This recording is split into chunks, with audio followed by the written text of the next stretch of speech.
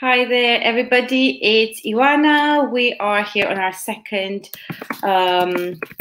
interview session with the winners of BELIFF 2020. I hope everybody is doing well. And today we have the honor to have with us the director and the artist of the documentary How to Bend Concrete in 108 Easy Steps. So we're going to find more about it.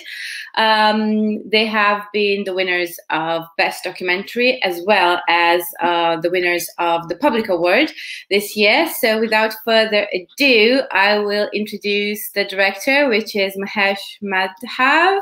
Hi Mahesh, how are you doing? Hey, it's pretty good. And Neil Aronowitz, which is the artist himself. Hello. So welcome, Neil. Thank you. Thank you so much, you guys, for joining us. First things first, how are you? Great. Doing well. Yeah, doing well.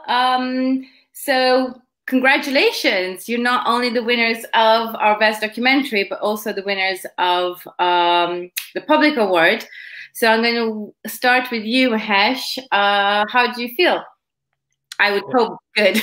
Yeah, I mean, this is a great achievement. You know, the thing that I always am grateful for is when you know, no matter what the award is, big or small, I take this approach of like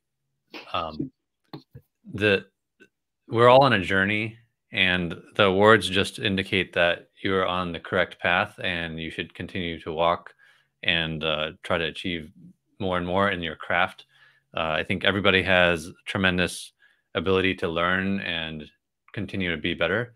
And this just kind of is another way that says, acknowledges that, you know, we are on the right path. So, you know, thank you for that. Well, thank you for making such a lovely and insightful and interesting documentary. How about you, Neil? How do you feel? You're obviously the artist, so you're behind the whole idea of bending concrete. So yeah, well, I think Mahesh expressed a lot of how I feel, and what I would add is that yeah, you never know when you do a work of art how it's going to be perceived. So it's been very gratifying just to see that a lot of people have been inspired by it and moved by it, because you just it's a good affirmation, but you have to just keep on moving forward to the next one and the next one and the next one. But it is a wonderful feeling to see that people have been moved, because that's what you're trying to do when any kind of work of art is created. So that feels great. Of course. And I think that's definitely achieved. I think the How to Bend Concrete in 108 Steps definitely achieved that. I just want to start with, because I know you guys know each other actually for quite a bit. So it's not the project itself that brought you together. Correct me if I'm wrong, though. But I'm kind of curious, how did you guys meet? How did you guys actually sort of like come together as friends? And then maybe Mahesh, you can start with that. No, Neil, maybe you can start with how you guys met, and Mahesh, you can let us know how this documentary basically started. I think that's more fitting in a way. So Neil, can you help us out with the relationship first aspect of it? Yes, we have both been influenced by a spiritual philosophy called Vedanta, which was based in India. And we've been involved with the same teacher and teachings for me for about 25 years, and I think Mahesh maybe for about 15 or so. So we met in that spiritual group and had connected in that capacity. And then we would run into each other every once in a while, at music events in Portland. And so, we're sort of been brothers in the spirit for quite a while. That's nice. It's very interesting. And just a quick question there. Were you already sort of like on your path to, getting the technique of bending concrete before your relationship, or after, or during that time? This is a longer story, but I came to decide to be an artist about 6 years ago. So I'd been doing it as a hobby.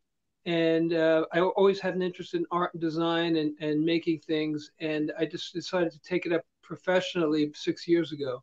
So so That's that's been, yeah, so that's been a recent period where I really started to take it seriously. So you Mahesh, you sort of like knew about this from the beginnings. So yeah. Yeah, the really great thing is that as Neil was starting his foray into the creative world of sculpture, I was also starting my creative foray into the realm of video production through volunteering for our organization and creating classes online, doing the production, doing the post production, and so I kind of built up my chops that way from the production side. And around town, I would do some small music videos here and there as well. And then I really wanted to up my game, and so it's really interesting how Neil and I have kind of, our lives are kind of going back and forth, and for a small period of time, we're kind of completely aligned in what's happening, and we come together to create a piece of art that's about a piece of art, and and then just kind of put that out there for the world to experience and see that it's not only a journey about what has gone through in Neil's head, but it's also my own personal journey. And I think that that personal touch is I learned after the fact that that's one of the reasons why people are able to relate, is because it's also like a story that anybody can connect with. Yeah, I totally agree. I think you're very much right. It's sort of like it's a pursuit of like an internal desire in a way, or like an internal sort of like intuition into creation. So Neil, I kind of like want to ask you, and I think you can spoil at this point a little bit from the documentary itself. You can give some spoilers. Yeah, how did this whole idea of bending concrete came about? As part of my interest in art and design, I'd follow blogs and read them religiously, and I came across an article about concrete canvas, and I just was fascinated with the material. And Yeah. I'd been thinking about it. I thought, boy, nobody's ever made furniture with this. Let me think about this. And then an opportunity came across in that a biannual design show in Portland was announced, and they were asking for submissions. And I thought, well, if I seriously really want to be an artist, maybe this is my opportunity. And I thought, wow, this would be an interesting material to work with. Nobody's really done it before, and it'll be innovative. And I don't even know if I can do it, but I'll try it. And there's like another force at play I've been experiencing in my own career, and things happen that I almost can't plan. It's almost like there's another force at work here. So there was a confluence of having come across that blog, this contest, this exhibition, and a time in life when I had the time and the inclination to do it. It just all came together, and it was such a challenge. I thought it would take me about 6 weeks. It took me about 6 months to figure out how to do it. And then I literally finished it the night before the exhibition. Oh wow, that's like a really sort of like tight schedule. It was really like war, I mean, I was up for the week before that. I was like, I barely slept, and I just managed to finish it. The concrete dried, and I took it to the exhibition. So the satisfaction, I bet, was like worth the and I've come to realize that those kind of, when the process is that intense, the intensity goes into the piece itself. And I think that's part of the power of the piece, that, the passion that goes into the making is actually embedded in the piece. And I think that's also a reason for the success of the film. Mahesh really poured his heart and soul into it, and it shows. And I think that's why people are moved by it. Yeah, fair. I totally agree with you. And coming back to you, Mahesh, in that respect, is this your first like bigger filmmaking project, or first documentary that's more lengthy? You're right. You're right. Yeah, this was my first one.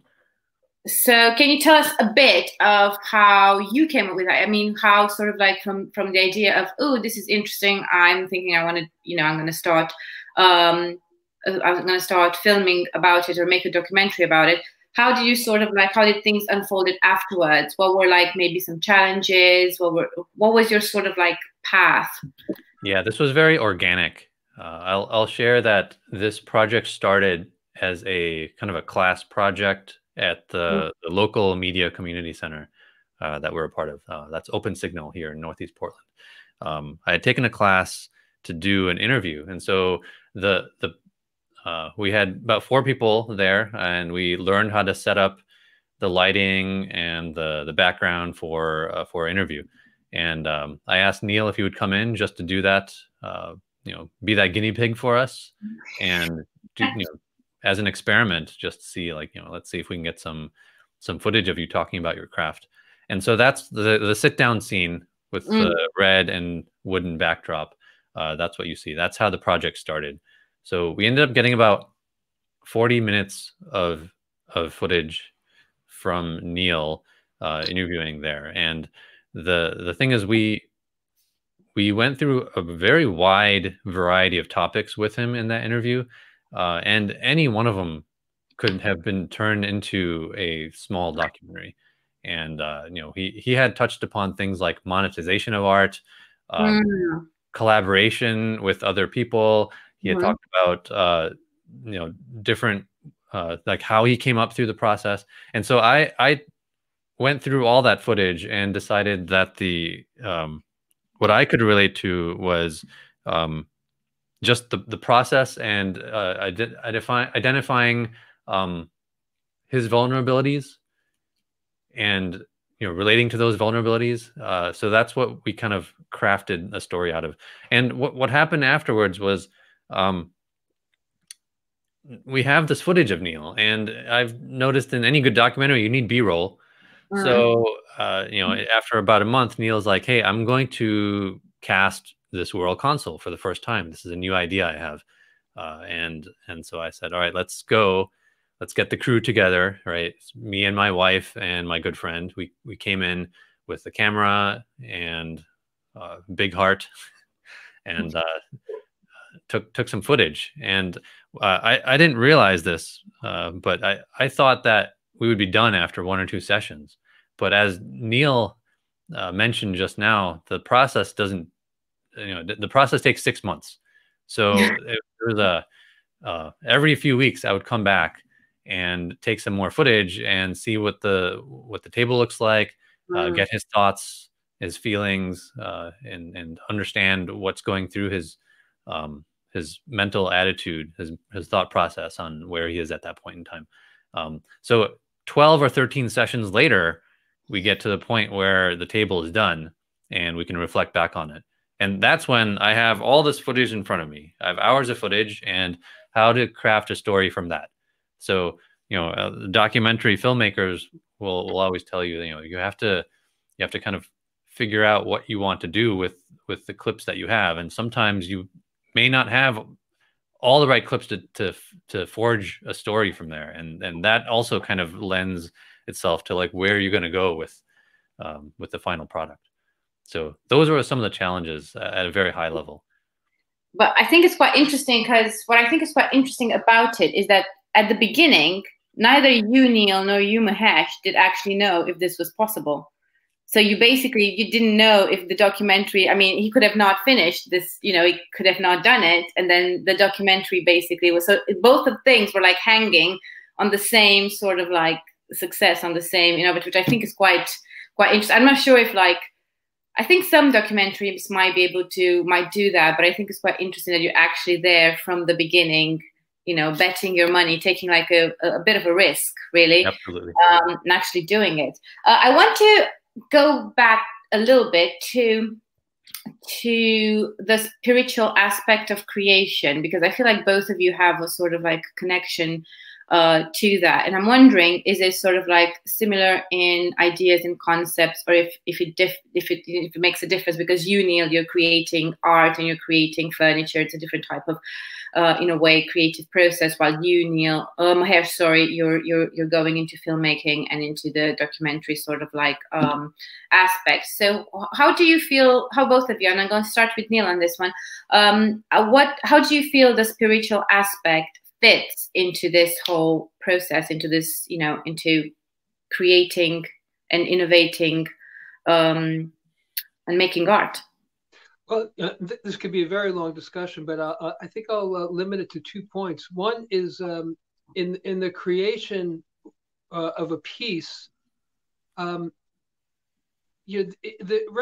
a recognition that there's a certain power behind the form, and I think in any kind of spiritual path, there's a recognition that there's a transcendent aspect to any kind of an object, and you're looking for that. So, for instance, with the World Console, a spiral is a form that's found in nature everywhere, and it's it's like when smoke goes up in the air, it goes up in a circle. Yeah. And the electromagnetic field of the earth, you see it in all kind of objects. You're trying to imbue the piece of art with that kind of a power, and you have to sense it, and that's very much a spiritual process, because you're looking beyond just matter. You're seeing energy and consciousness in matter. And then in the creation of the piece itself, you have to sort of get out of the way. The ego has to get out of the way, and so, allowing a force to go through you. So there's no attachment to, like, I am the doer of this piece. This is how it's more of this is happening through me. And then when you're done, you just you let it go. You can't hold on to it as some kind of an attachment to your process or your creation. So there's a depersonalization to it, where it's not so much my ego that's doing it, but there's some kind of divine force. Ideally, we can get out of the way and in the creation of a piece, and for that matter, in life itself, we really feel a higher force going through us and allowing that to happen. So those are just two ways that the spirituality informs the object of the art and the making of the art.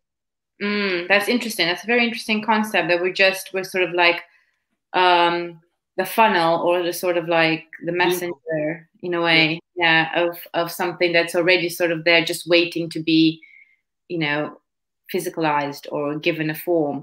How about you, Mahesh? From your perspective, it could be a bit, I mean, it's not necessarily different in terms of like maybe the process itself, but yeah, how is it manifesting for you? Yeah, manifestation is a good word that you just said there. I think whenever something is manifested in the gross world, it has first come into being in your mind in a subtle way, and then you put it into form. And whether that's the sculpture or if it's the actual story, those are parallel tracks. And I agree with Neil. We could talk for hours about this. It does feel like one of those subjects, isn't it? Yeah, one thing that I try to portray is the kind of dichotomy of the creator and the creation. And you may have noticed that in the beginning stages of the process, there's a lot of cinematography where Neil is being shown through the table as if he's framed by it and maybe bound by what has been wrought. And after the table is flipped over, then the table has a life of its own, and it's separate. We no longer frame Neil inside the bounds of that table anymore, and they're kind of there's two of them now. And, so from one has come two. Yeah. So it kind of like feeds into the idea of, when you're giving birth to anything, even like your children, when you're giving birth, at some point that, that has to like find its own independence, its own personality, its own sort of like individuality and purpose in itself. So I think that's quite interesting from the perspective of actually art, or like even filmmaking, quite frankly. That's very interesting. Honestly, I totally agree with you guys. We could take this in so many ways, but I think that philosophy is quite unique, and I think it's very interesting the way you brought it into the documentary as well. I would like to go ahead and ask a question which is completely unrelated now. Moving away and doing like a quick like a leap into just filmmaking. Mahesh, I kind of like want to ask you, is there maybe like a filmmaker that you feel very close to, like a filmmaker that's been sort of like inspirational for you maybe, or that you just enjoy a lot, or that you feel you can learn from, or that, I'm not going to say mentor maybe, but you know, somebody you really sort of like look up to from like filmmaking? Yeah, I think all of us have mentors at various different stages. Yeah. And, you know, it's like, you know, the folks I take classes from, and then there's the folks in Hollywood that we look up to and are inspired by. I think from the documentary side, I grew up loving the information that I would get from some of the public broadcasting shows, and Nova in particular, you know, explaining how the world works. And you know, the Ken Burns style of documentary, where trying to craft a story from something that's happened in the past, and in a way that keeps you coming back for more, and that thirst for knowledge. That's the kind of mentality I have in you know, documentary style. And then from narrative style, I would, you know, I love the Wes Anderson style of cinematography. It's just so crazy and different.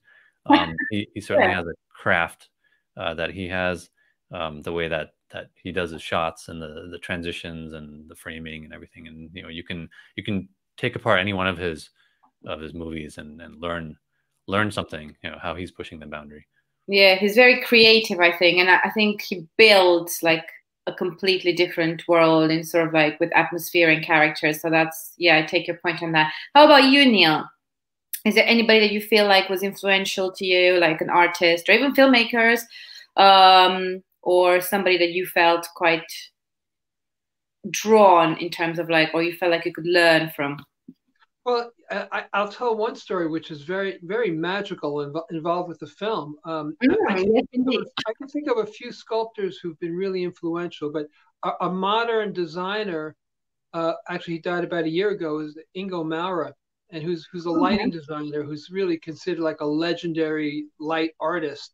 And he was always a huge influence on me. He had a studio or gallery in New York, and I would go every year to New York, and it would be like going to a temple. Now I had entered the World Council in a contest for a magazine called Gray Magazine, and he was one of the judges, and I ended up winning. The World Council won first place, and he announced the winner from video. And so he announced my name and talked about how much he liked the table, and it was mind blowing. Like my hero. It was like, you know, like a basketball player, you know, getting announced by Michael Jordan that you're good. So that was just an amazing experience. And it was actually, and then when I went to New York, I met him and, you know, showed him a picture of the table, and we talked about it, and he was just so warm. So it was like meeting one of my heroes through this particular piece of art that the film was all about. And actually, you know, Mahesh had some footage of me meeting him, and it never made it into the film because it wasn't really part of the story. But this is one of the magical experiences I've been having, you know, since I've been doing this this artwork, that things happen that I just couldn't possibly plan. So yeah, so Ingo Maurer is one of my great influences, and the fact that he actually saw the table and judged it was just, I can't even begin to express how moving that is for me. So of course, it sounds like, yeah, it's like it's like when the stars align. Yeah.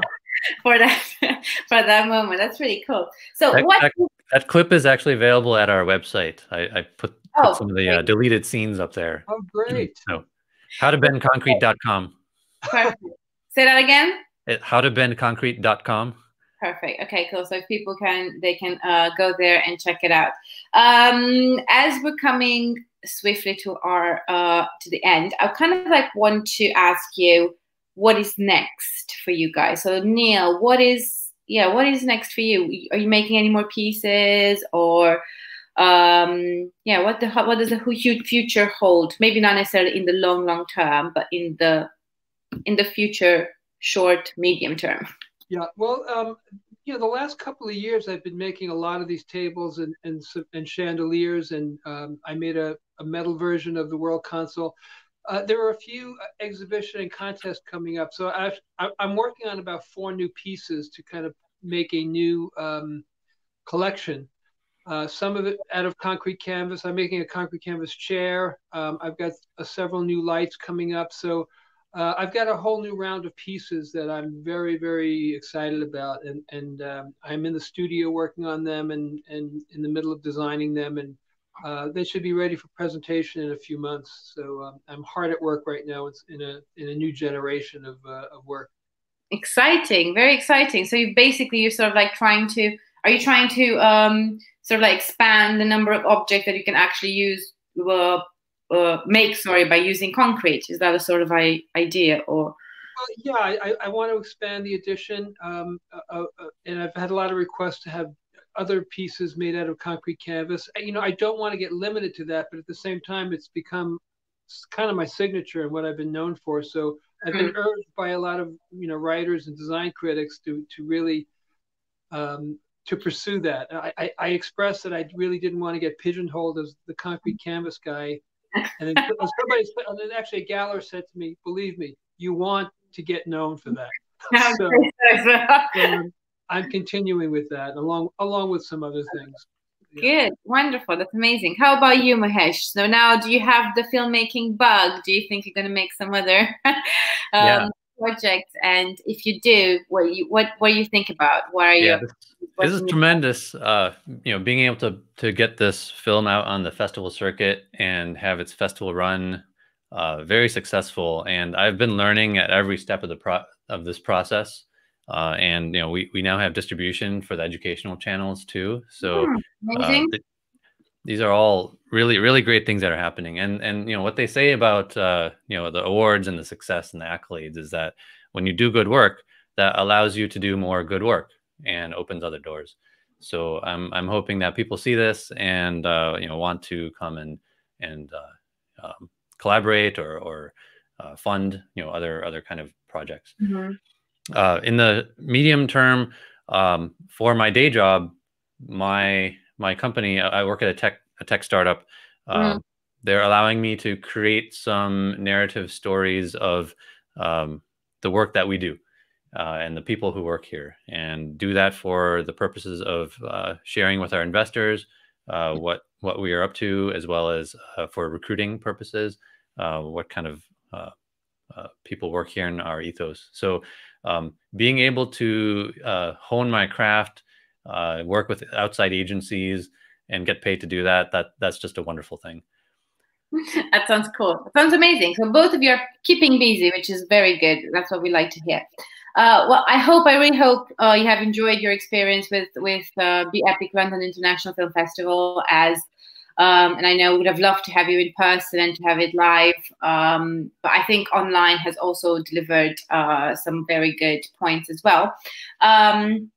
Just before we wrap things up, as we always like to end up with a bit of a light, cheeky type of activity, let's go into sharing some embarrassing or awkward moments from Mahesh, your filmmaking experience, and Neil, probably for you, from your activity as an artist. So probably, Neil, you have more of a range there and space. But yeah, so what would be like a funny anecdote or a funny moment that you have experienced during your filmmaking?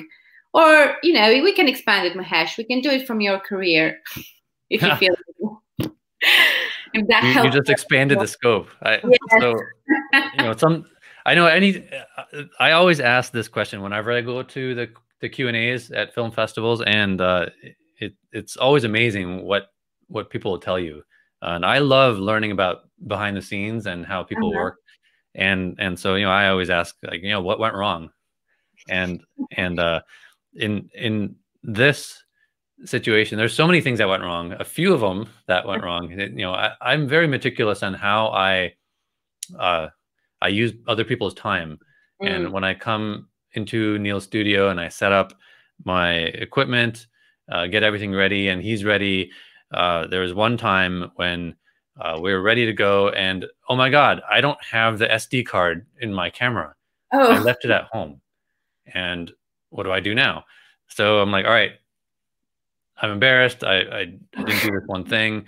I left the entire setup there. I drove home, got the card. It was sitting on my desk. I brought it back, and it wasted about half an hour. And you know, luckily, you know, Neil has other things to do. He can continue polishing his table, right?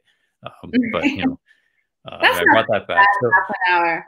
Anytime something like this happens, it only adds to your list of things to make sure never go wrong again.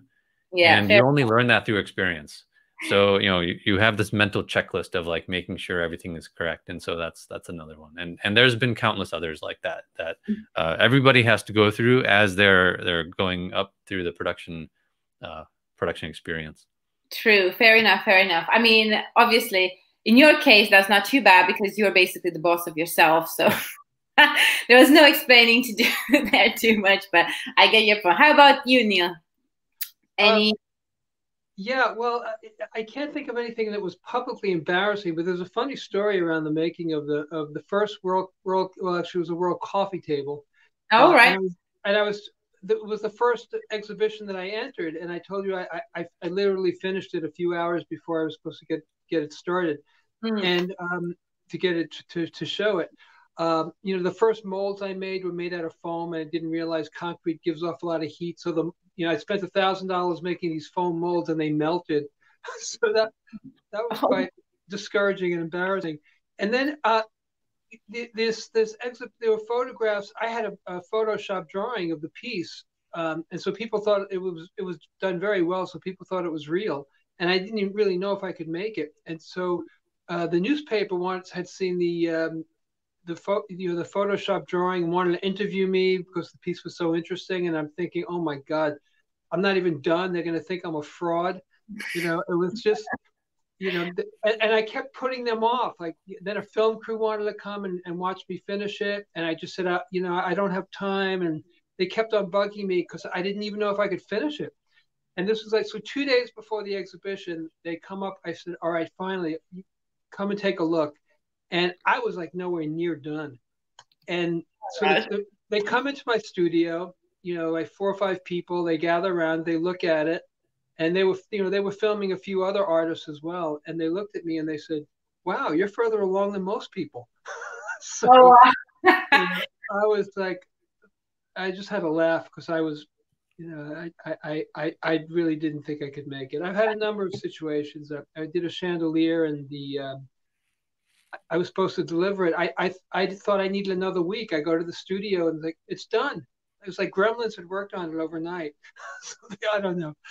I just have these funny. It is funny because sometimes our perception gets in front of everything and we start panicking, but sometimes they really know. Yeah. You find out that other people are actually worse off or actually not doing so bad. Really? Cool. So just as we're heading up to our end, where can people see How to Bend Concrete in 108 Steps next? Do you have maybe somewhere lined up or like some festivals lined up or a channel or anywhere else? Like you said, there were like some distribution arranging in the future. So, you know, obviously everybody that out there watching this, you should definitely check it out. And yeah, Mahesh, Neil, who's got the information here? Yeah, so we have a website that I keep updated. So howtobendconcrete.com, and there's a screenings section there, and you can see all the screenings around the world. The next most recent upcoming screening will be at the Raleigh Film and Art Festival. That's happening at the beginning of October, and that's actually going to be a free screening. You just have to sign up, and that's a free screening. That's brilliant. So that's a good one, and there's a shout out to anyone who is a educator or teaching a class or professor. You can use this this film as part of your curriculum now through the website films.com. So at films.com, you can go and purchase the film for unlimited screening use for your own classes for about 3 years. So that's available now. Perfect. That sounds really cool. So yes, everybody out there, that's where you can see it, and we definitely recommend it. And just last thing is that I know you guys have gone to quite a few festivals, and you've won quite a few prizes and quite a few awards. So how does that feel? It's really great. It feels wonderful. Yeah. I was just, one of the biggest disappointments is that we were supposed to go to the theater in Beverly Hills for a showing, and then a Q&A, and that's when COVID hit, so that got canceled. So that was a bit of a bummer, but yeah, it's been really wonderful, and I'm particularly thrilled for Mahesh, for his first film to have such an incredible success. It's just amazing.